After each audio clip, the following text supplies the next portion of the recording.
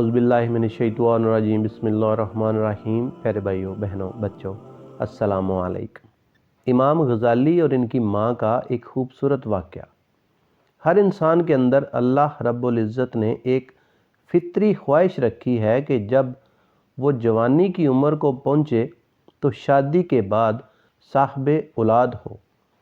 اولاد کا ہونا ایک خوشی ہوتی ہے اور اولاد کا نیک ہونا دگنی خوشی ہوتی ہے۔ اسی لیے جب اللہ رب العزت سے اولاد کی دعا مانگیں تو ہمیشہ نیک اولاد کی دعائیں مانگیں۔ بچوں کا نیک ہونا، ماں باپ کا اپنی اولاد کی تربیت کرنا، یہ اللہ رب العزت کو بہت پسند ہے۔ حضرت لقمان علیہ السلام نے اپنے بیٹے کو نصیحتیں کی، پیاری پیاری باتیں سنائیں۔ اللہ تعالیٰ کو اتنی اچھی لگیں کہ ان کو قرآن مجید میں نقل فرما دیا اور سورہ کا نام بھی لقمان رکھ دیا۔ اللہ تعالیٰ نے انسان کو بے شمار نعمتیں عطا فرمائیں۔ اگر ہم اللہ کی نعمتوں کو شمار کرنا چاہیں تو کبھی نہیں کر سکتے۔ یہ زندگی اس کی نعمت ہے، سورج، چاند اور ستارے اس کی نعمت ہے، یہ نباتات اور جمادات اس کی نعمت ہے، گرمی اور سردی بھی اس کی نعمت ہے، ہاتھ پاؤں تمام اعضاء اس کی نعمتیں ہیں، گویائی اس کی نعمت ہے، ایمان اس کی نعمت ہے، قرآن مجید اس کی بہت بڑی نعمت ہے، کعبۃ اللہ اس کی نعمت ہے، حضور صلی اللہ علیہ وآلہ وسلم کا روزہ مبارک بہت بڑی نعمت ہے۔ ہم پر اللہ کے احسانات اور لا تعداد نعمتوں میں ایک بہت بڑی نعمت اولاد بھی ہے۔ اولاد کو نور چشم بھی کہتے ہیں، لخت جگر بھی کہتے ہیں، بڑھاپے کی لاٹھی کا نام بھی دیا جاتا ہے۔ اور اس میں کوئی شک نہیں کہ اولاد اگر واقعی فرما بردار اور نیک ہو تو آنکھوں کا نور بن جاتی ہے، دل کا سرور بھی ہوتی ہے، جگر کا ٹکڑا بھی ہوتی ہے۔ اس کے وجود سے گھر کی ویرانیاں ختم ہو جاتی ہیں۔ اس کی جوانی والدین کے بڑھاپے کی لاٹھی ہوتی ہے۔ اولاد وہ نعمت ہے جس کی خواہش ہر شادی شدہ جوڑے کو ہوتی ہے۔ ان کے بغیر ان کی زندگی ادھوری ہے، نامکمل تصور کی جاتی ہے۔ جب اللہ تعالی ہمیں یہ نعمت عطا کرتا ہے، ہم اس کی ہر خوشی پوری کرنے کی کوشش کرتے ہیں، لیکن جس چیز کا خیال سب سے زیادہ ضروری ہے اس پر بہت ہی کم ماں باپ توجہ دیتے ہیں۔ وہ ہے اس کی دینی تعلیم اور اخلاقی تربیت۔ جب بچہ چلنا شروع کرتا ہے اور کچھ بولنے کی کوشش کرتا ہے تو دراصل یہیں سے ماں باپ کی اصل ذمہ داری شروع ہوتی ہے۔ رسول اللہ صلی اللہ علیہ وآلہ وسلم نے ہر صاحب اولاد پر اس کی اولاد کا یہ حق بتایا ہے کہ وہ بالکل شروع ہی سے اس کی دینی تعلیم و تربیت کی فکر کرے۔ اگر وہ اس میں کوتاہی کرے گا تو قصوروار ہوگا۔ حضرت ابن عباس رضی اللہ تعالی عنہ سے روایت ہے کہ رسول اللہ صلی اللہ علیہ وآلہ وسلم نے اپنے بچوں کی زبان سے سب سے پہلے لا الہ الا اللہ کہلواؤ اور موت کے وقت بھی لا الہ الا اللہ کی تلقین کرو۔ بڑا خوش نصیب ہے وہ اللہ کا بندہ جس کی زبان سے دنیا میں آنے کے بعد سب سے پہلا کلمہ نکلے، لا الہ الا اللہ، دنیا سے جاتے وقت یہی اس کا آخری کلمہ ہو۔ اللہ تعالیٰ سب کو نصیب فرمائے۔ امام غزالی اور ان کی ماں کا خوبصورت واقعہ میں ابھی آپ کو بتانے والا ہوں، بس 1-2 منٹ اور میری یہ باتیں برداشت کر لیں۔ ماں باپ کی سب سے بڑی ذمہ داری ہے کہ وہ شروع سے ہی اولاد کی اچھی تعلیم اور ان کی صحیح تربیت کی طرف توجہ دیں۔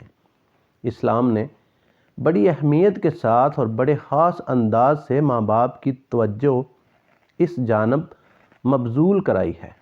حضرت عبداللہ بن عمر بن العاص رضی اللہ تعالیٰ عنہ سے روایت ہے، رسول اللہ صلی اللہ علیہ وآلہ وسلم نے فرمایا، تمہارے بچے جب 7 سال کے ہو جائیں تو ان کو نماز کی تاکید کرو، اور جب 10 سال کے ہو جائیں تو نماز میں کوتاہی کرنے پر ان کو سزا دو، اور ان کے بستر بھی الگ کر دو۔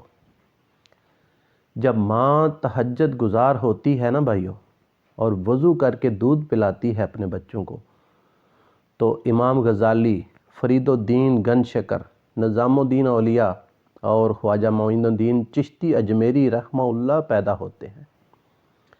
امام غزالی رحمۃ اللہ علیہ 2 بھائی تھے، ایک کا نام محمد اور دوسرے کا نام احمد تھا۔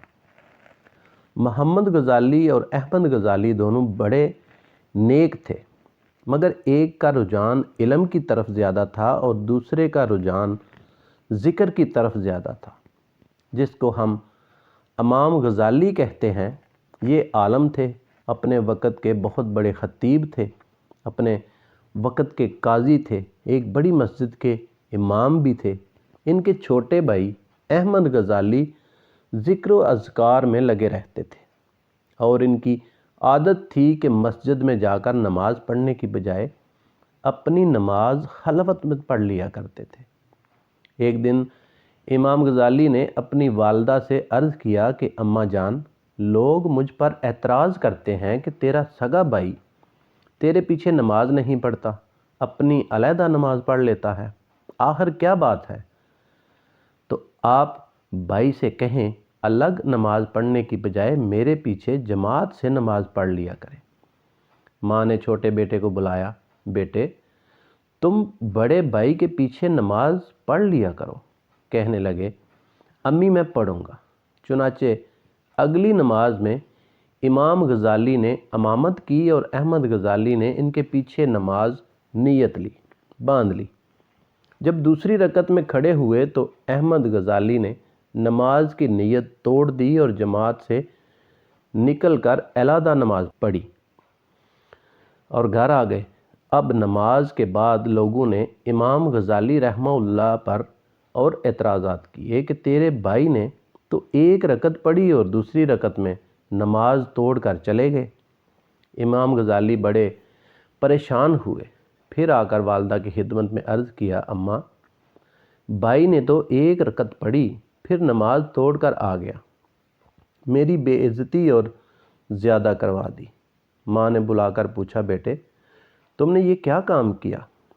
بیٹے نے کہا، امی جان جب تک یہ اللہ کی نماز پڑھ رہے تھے میں ان کے پیچھے کھڑا تھا، جب اللہ کی نماز پڑھنے کی بجائے اور چیزوں میں مشغول ہو گئے تو میں نے نماز توڑ دی۔ امی ان سے پوچھو۔ ماں نے پوچھا، محمد غزالی معاملہ کیا ہے؟ امام غزالی کی آنکھوں سے آنسو آ گئے۔ امی بھائی کہتا تو ٹھیک ہے، میں نے جب نماز کی نیت باندھی تو میری توجہ اللہ رب العزت کی طرف تھی، میں نماز کی پہلی رکعت توجہ کے ساتھ پڑھتا رہا۔ جب دوسری رکعت میں کھڑا ہوا تو نماز سے پہلے عورتوں کے حیض و نفاس کے مسائل کا مطالعہ کر رہا تھا، انہی مسائل کی طرف میرا دھیان چلا گیا۔ تھوڑی دیر کے لیے پھر میں نے توجہ ٹھیک کر لی، تو جب یہ بات انہوں نے کی تو ماں نے ٹھنڈی سانس لی۔ دونوں بیٹے حیران ہوئے، اماں آپ ٹھنڈی سانس کیوں لے رہی ہیں؟ کہنے لگی، میرے 2 بیٹے اور دونوں ہی میرے کسی کام کے نہیں۔ بڑی حیرانی ہوئی ان کو سن کر۔ امام محمد غزالی نے کہا، امی میں بھی کسی کام کا نہیں۔ امام احمد غزالی نے پوچھا، امی میں بھی کسی کام کا نہیں؟ ماں نے کہا، ایک آگے نماز پڑھانے کھڑا ہوا تو وہ عورتوں کے حیض و نفاس کے بارے میں سوچ رہا تھا، اور دوسرا اس کے پیچھے کھڑا ہوا وہ بھی خدا کی طرف متوجہ ہونے کی بجائے بھائی کے قلب میں جھانک رہا تھا۔ تم دونوں میں سے کسی کی توجہ اللہ کی طرف نہیں تھی۔ سوچنے کی بات پیارے بھائیو یہ ہے، جب عورت معرفت کا علم حاصل کرتی ہے تو اتنی بلندیوں کو پا لیتی ہے کہ بڑے بڑے اولیاء کی تربیت کرتی ہے اور ان کو معرفت کے نکات سمجھا دیتی ہے۔ امید کرتا ہوں آپ کو ویڈیو اچھی لگی ہوگی۔ اگر ویڈیو اچھی لگی ہے تو یار چینل کو سبسکرائب کر لیں، ویڈیو کو لائک ضرور کریں۔ ویڈیو دیکھنے کا بہت شکریہ۔